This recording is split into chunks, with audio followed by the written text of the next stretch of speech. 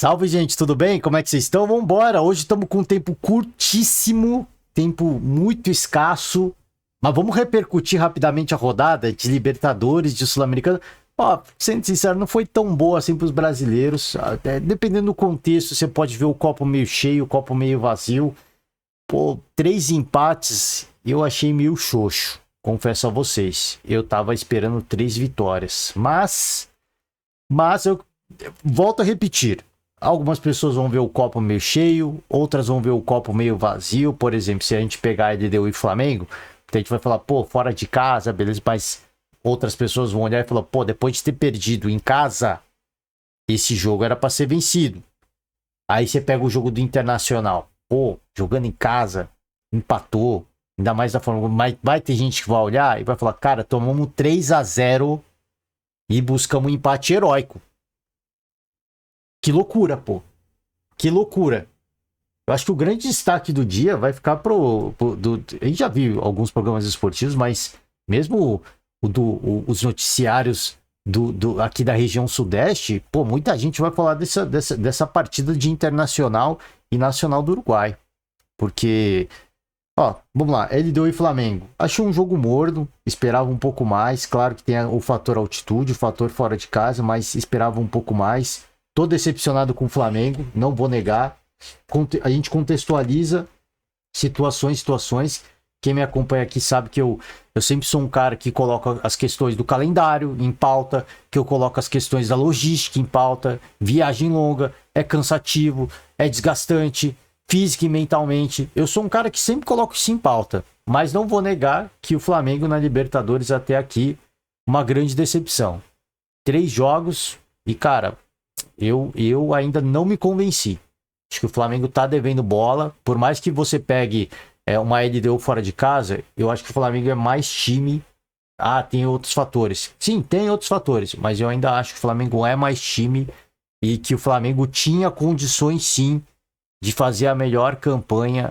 Talvez a minha decepção seja do tamanho da expectativa que eu criei. Eu peço perdão aqui aos torcedores, ao Felipe Luiz, aos jogadores do Flamengo, porque eu criei essa expectativa. Ao ver o sorteio, eu falei, cara, o Flamengo 100%, melhor campanha da fase de grupos. Eu criei essa expectativa. Talvez eu tenha sido muito emocionado. Talvez eu tenha sido muito exigente em colocar essa expectativa lá no alto. Mas a minha decepção é do tamanho da minha expectativa, confesso. Não nego, mas repito, esperava mais. Se eu deixar de lado a minha expectativa e a gente vê algumas atuações do Flamengo, especialmente no Campeonato Brasileiro, a decepção ela fica muito grande também. Eu consigo abstrair essa minha expectativa para balizar o tamanho da minha decepção. E ela continua, ela é menor. Porque, como eu falei, eu esperava um 100% de aproveitamento, melhor campanha. Pô, campanha irretocável na fase de grupos. Era isso que eu imaginava. Era isso que eu desenhei mentalmente. E aí a minha decepção fica grande, porque, pô, já veio um empate no Maracanã, agora um empate fora de casa com a LDU. Tudo bem, a gente pode, repito, contextualizar situações, né, momentos, gerenciamento de calendário, gerenciamento de carga, de estresse nos atletas e tudo mais. Mas falei e vou repetir. Para mim é uma decepção até aqui. Claro que o Flamengo vai se classificar. Eu não tenho dúvidas disso. E vai se classificar de uma forma até tranquila, eu acho. Mas não dá para negar que é uma decepção. Diante de um cenário, de um grupo que se desenhou como um dos grupos mais fáceis, de repente, da competição. E o LDU é inferior ao Flamengo. Apesar de ter tido bons momentos na partida, é inferior ao Flamengo. Então a gente fica naquela, poder ver o futebol. Claro que a gente soma outros fatores. Assim, eu não sou maluco de tirar fora de casa, viagem longa, altitude. Eu não sou maluco de tirar isso da equação. Mas você fica olhando aquilo lá e fala, pô, dava para ter feito mais. Ficou devendo um pouquinho de futebol. Vamos lá, aqui, ó, outros resultados. Deixa eu agilizar. Estamos aqui com 4 minutos. Alianza Lima 3, Tadieres 2, Carabobo 1, Enfim, ó, o Racing aqui tava perdendo o Colo-Colo, conseguiu um golzinho de empate. Já ia falar, cara, o Racing vai perder mais uma. E a gente pintava o Racing como uma das grandes equipes da competição, que tava jogando bem. E já, ó, mais um resultado adverso. Seguindo mais um, parece que é que aqui foi fora de campo. Parece mais ou menos a trajetória do Flamengo, não parece? A do Racing. Todo o respeito aqui, sem querer comparar as duas equipes, que são muito diferentes, mas se a gente pegar aqui, ó, o Flamengo. Venceu o primeiro jogo, fora de casa, perdeu no Maracanã e depois empatou fora de casa. Se a gente pegar o Racing, deu uma sapatada no Fortaleza fora de casa, perdeu em casa, curiosamente pelo mesmo placar do Flamengo, e depois acabou empatando fora de casa. É curioso, fez 1-1 aqui, né? Não foi 0-0, 1-1, mas curioso, a campanha das duas equipes muito semelhante, né? Muito semelhante, tirando a primeira rodada, que o Flamengo ganhou por 1-0, o Racing meteu 3 no Fortaleza. Bom, aqui na Sul-Americana, Vasco 0 lá no 0. Fica a decepção, o Vasco teve oportunidades, não conseguia acompanhar o jogo muito de perto, mas teve as suas oportunidades, teve seus bons momentos. Infelizmente o gol não saiu, o Verratti teve oportunidades, o cara chama a bola, é um imã. É impressionante. Mas infelizmente ficamos. Como eu falei, podia ser pior, né? Podíamos ter terminado com uma derrota histórica, que seria a derrota do Internacional em pleno Beira-Rio contra o Nacional do Uruguai. Esse time horroroso do Nacional do Uruguai fez 3 gols cagados. Não vou muretar, 3 gols cagados. A defesa do Inter, um pavor, uma bagunça, uma vergonha, o que o Internacional protagonizou defensivamente contra o Nacional. O Internacional que jogou algumas partidas do Brasileirão e até algumas partidas do Campeonato Gaúcho jamais tomariam os 3 gols que tomou do Nacional. Uma equipe fraquíssima, tanto que tomando 2-0 o Internacional ia para cima, buscava o gol e chegava com muita facilidade. Mas aí ia lá, o primeiro gol. Baita gol cagado. O cara vira ali, dá uma cobertura no goleiro, dá um totozinho na bola. Se ele tentar dar aquele giro para fazer aquele gol mais umas 1000 vezes, ele não acerta esse gol. Ele não acerta esse gol para mim. Mas, cara, é o que eu falo. É aquela velha história. Os protagonistas aparecem em jogos grandes. É assim que é a vida. Não adianta eu vou falar assim, pô, o cara é ruim, ele vai fazer isso mais 1000 vezes, mas ele é protagonista, pô. Não adianta negar que o cara foi lá e fez o gol que precisava. Segundo gol, contra-ataque, uma loucura. O cara passa no meio de 2 defensores do Internacional. Perdão, gente, eu não anotei o nome de ninguém aqui, eu vou ficar devendo os nomes. E faz o gol ali, cara, assim, um negócio constrangedor. Foi constrangedor. E aí, o Internacional indo pra cima desde o 0-0, tomou um gol, tomou 2 gols, indo pra cima. Foi, cara, esse time do Nacional é uma vergonha. Os caras agora com 2-0 no Beira-Rio só tem que se defender. E eles nem isso conseguem fazer. É um time ruim, é um time fraco. Como é que o Inter tá tomando 2 desse time fraco? Ah, pô, campeão de Libertadores. O Inter também é.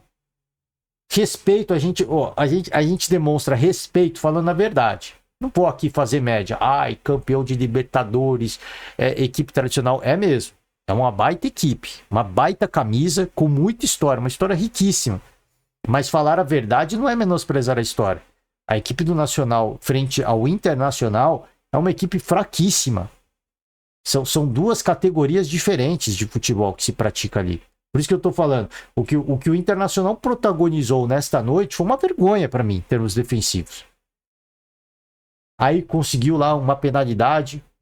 O Wesley vai para cima, toma o contato, cai pênalti. O Alan Patrick chutou no meio do gol, cara. O goleiro quase defendeu. Assim, com um cagaço, com uma perna dura. Assim, felizmente, o goleiro emocionado pulou muito antes. E o Alan Patrick fez, mas o Alan Patrick chutou quase no meio do gol, no mesmo lado do goleiro. Só pra você ver, assim, o time tava voado. O time não tava no jogo. Se não fosse o goleiro do Nacional, o Internacional teria ficado fora do jogo. É que o goleirão ali, que se emocionou, pulou muito antes, mas se ele tivesse esperado, ele defendia esse pênalti. Uma cobrança horrorosa. E aí o Internacional, heroicamente, consegue um empate, porque é mais time, e já demonstrava ser mais time mesmo tomando de 3-0. O Internacional foi para cima. É um time que, assim, você olha, você fala, cara, é um time que tem futebol. Mas não pode tomar os 3 gols da forma como foi. 3 gols cagados. Pra mim, 3 gols cagados. Cagado. Ah, tá desmerecendo. Não, 3 gols cagados. Porque se o Internacional jogasse de forma séria e concentrada, não teria tomado aqueles 3 gols. Teve mérito dos atletas, isso é verdade. Como eu falei aqui, pô, o primeiro gol que o cara dá um girinho e encobre o goleiro. Eu tô falando aqui, se o cara fizer isso mais 1000 vezes, ele não vai acertar essa bola. Porque ou ele vai acertar a trave, ou ele vai chutar por cima do gol, ou a bola vai rebater no pé dele, vai voltar pro meio da área, ou vai bater no goleiro. A bola não vai encobrir o goleiro com aquele capricho, com aquele cuidado, com aquela perfeição que aconteceu nesse jogo. Mas por quê? Porque o Internacional permitiu isso. O Internacional permitiu esses momentos. E aquilo que eu falo, em Libertadores, você não precisa ser o melhor, você precisa ser o protagonista. E os caras foram protagonistas e fizeram. Mas isso não vai mudar o fato de que o Inter é muito mais time. E mostrou isso com a bola rolando. Estamos tomando 3 em casa. Se tiver que perder, nós vamos perder, mas nós vamos perder lutando. E empatou jogando bola. Mostrando futebol. Mostrando que tem potencial. Esse grupo, considerado um grupo difícil, beleza, eu concordo. Porque tem o Nacional, a gente sempre valoriza a camisa. Porque tem o Bahia, e pô, a gente valoriza também o trabalho do Bahia, as tradições, o trabalho do Rogério Ceni. Mas o Internacional, até o que a gente pôde ver, é a melhor equipe desse grupo disparado. Pô, se jogando em casa, tomar 3 gols dos caras, tá 3-0, 3-0, mano. É aquela coisa. Ah, pô, copo meio cheio, meio vazio. Eu vou ver o copo meio vazio. Eu vou ver, gostei da postura, mostrou futebol, mostrou que tem coisa boa. Aliás, mostrou que tem muita coisa boa. Mas não dá pra tomar os 3 gols do jeito que tomou. Sim, pra mim foi um negócio constrangedor. Não foi vexatório, pra mim foi constrangedor. Assim, um desrespeito com o torcedor que vai lá prestigiar a equipe. É Libertadores. Quando é Libertadores, os ingressos são caríssimos. Os ingressos são caríssimos. Mesmo setor popular, setor popular, caro. Caro. Mais caro que um jogo de estadual, mais caro que um jogo de campeonato brasileiro. Ingressos caríssimos. Para você ver a equipe tomar 3-0, era para ter sido 3-0 para o Internacional.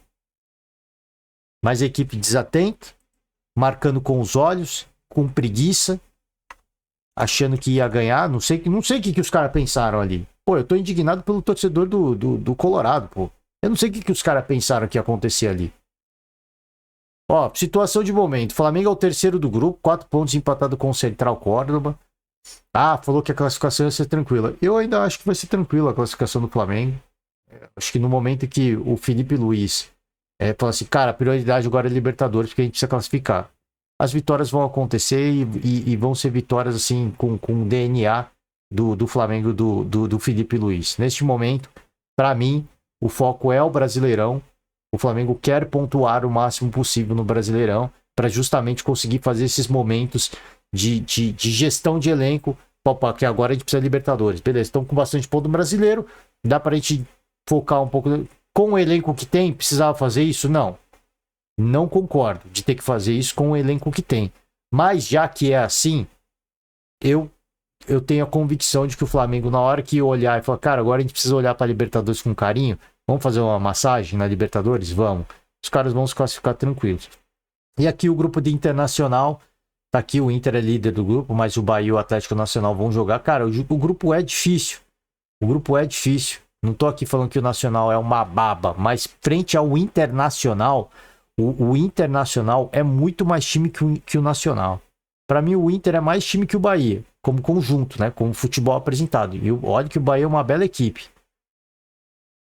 Mas frente ao Nacional, o Internacional, cara, assim, ele ganha assim de braçada, mas braçadas de Michael Phelps, no melhor momento da carreira. Para mim, o Inter é a melhor equipe desse grupo. E o empate da forma como foi, tudo bem, foi heróico. Eu acho que o torcedor saiu com... Alguns torcedores até saíram com a alma lavada. Mas, pô, você tomar 3 gols do Nacional do jeito que foi um negócio constrangedor. Tá? Ó, pra gente seguir. Eu ia falar de Corinthians, mas eu preciso finalizar. Já estamos com 15 minutos. Vamos passar rapidinho. Eu vou deixar a chamada aqui. E aí a gente finaliza o podcast, tá? Hoje, vamos ter Botafogo. Vai encarar isso. Partida difícil. Botafogo tá devendo muito futebol. Partida dificílima. Se não jogar com seriedade, vai tomar pau. Vai tomar pau, porque o Botafogo tá devendo bola. São Paulo vai visitar o Libertad. E o Fortaleza tem uma partida de vida ou morte, na minha opinião, contra o Atlético Bucaramanga. Precisa vencer. E assim, e tá devendo futebol Fortaleza também. Infelizmente, tá devendo muita bola. E aqui na Sul-Americana teremos Fluminense, teremos o Galo, visitando o Caracas. E o Vitória vai receber o Cerro Largo. Esperamos uma noite muito feliz para os brasileiros, de verdade. Espero que 100% de aproveitamento, mas a gente entende que algumas partidas vão ser difíceis, como o caso do Botafogo, pela bolinha que o Botafogo tá jogando. Vai ter que suar muito. Vai ter que suar muito, eu acho, hein? Botafogo, você acha que é mais time que o Estudiantes? Eu acho, mas não tá jogando, não tá devendo futebol. Vamos ver se, né, consegue segurar ali. De repente o Igor Jesus faz um golzinho, segura mais um pouco, e aí busca um contra-ataque. Quem sabe? Quem sabe? Eu acredito. Eu acredito. Eu acho que esse time cresce em momentos difíceis, em jogos grandes, e esse é um jogo grande para crescer. Tá, pra gente finalizar, eu ia falar, como teve a recusa do Tite, o Corinthians quer tentar uma solução rápida com o Dorival e para tentar evitar filme repetido. A gente citou aqui o episódio do São Paulo, né, que as duas equipes estavam sem treinadores e o São Paulo acertou com o Dorival e aparentemente o Corinthians entrou em contato com o Dorival depois do acerto com o São Paulo. Então, para não perder esse time, que eu acho que já perdeu muito tempo, porque temos equipes sem treinadores aí, mas nenhum, acho que com grana para pagar um salário para o Dorival Júnior. Aqui o artigo por Bruno Cassucci, José Edgar de Matos, Iago Rudá. Vamos ver, cara. Ó, Fabinho Soldado viajou para Florianópolis. Uma conversa olho no olho, no tete a tete. Foi visitar o treinador. Vamos ver o que vai sair disso aí. Aparentemente o treinador quer descansar, viveu uma frustração muito grande com o seu trabalho na seleção brasileira, mas como treinador de clubes, para mim é um dos melhores. Dos brasileiros, como treinador de clube, dos brasileiros, o Dorival para mim é o melhor ainda. Obviamente a gente vai conseguir ter a convicção disso com um novo trabalho. Como treinador de seleção, não deu certo. Para mim foi um fiasco. Mas como treinador de clube, em atividade no Brasil hoje, o Dorival é o melhor para mim. Ele é o melhor. E ele vai olhar... E ele é um cara que o Corinthians precisa. O Tite eu vejo como um cara que até pela experiência de seleção, ele veria o Corinthians e fala, cara, estamos cheios de problema. Não dá. Desse jeito não vai dar para jogar todas as competições. O Dorival, ele é o cara, até por não ter ficado tanto tempo na seleção, ele é um cara que vai olhar pro Corinthians e vai falar, cara, temos problemas, mas temos também oportunidades. E eu vou trabalhar em cima das oportunidades e não dos problemas. Esse é o cara que o Corinthians precisa. Como é que vai pagar o salário do Dorival? Não faço a mínima ideia. Aí é problema para a direção. Eu sei que, cara, é um nome bom para mim, sim, para assumir o Corinthians com a equipe que tem hoje. Só tem um time titular, não tem um elenco bom. Tem um time bom, não um elenco bom. Precisa de um treinador que vai olhar e falar, cara, vamos trabalhar em cima disso. E o Dorival é um desses caras. Vamos ver o desfecho. Vai ser difícil, imagino eu. Não acho que vai ser fácil. Mas não seria fácil para ninguém. Não seria fácil pro próprio Flamengo, não seria fácil pro Palmeiras negociar com o Dorival agora. Então não seria fácil para ninguém e pro Corinthians não é diferente. Tá certo? Galera, é isso, tá? Por hoje é só. Vamos acompanhar. Já passou 20 minutos, cara. Era pra ser em 10. Acompanhar aqui. Vista a sua camisa. Se você não costuma vestir a camisa, se você prefere vestir a meia, vista a meia, vista a bermuda. Faça o que for preciso. Coloque a cueca do lado avesso. Enfim, prenda o cabelo. Usa aquela pintura no rosto que você costuma fazer, mesmo em casa. Cara, é a superstição. Hoje é dia. Cara, eu queria vir amanhã e falar, cara, 100% de aproveitamento. Será que a gente consegue? Pô, eu acho que é um sonho, mas eu acho que é um sonho possível. Né? Não, você não acha, não? Queria chegar amanhã e falar, cara, 100% de aproveitamento. Vamos torcer, né? Façam a sua fé, torcedor. E amanhã nós estamos de volta para comentar a rodada de Libertadores e Sul-Americana. Valeu demais, forte abraço, beijos e até amanhã. Tchau.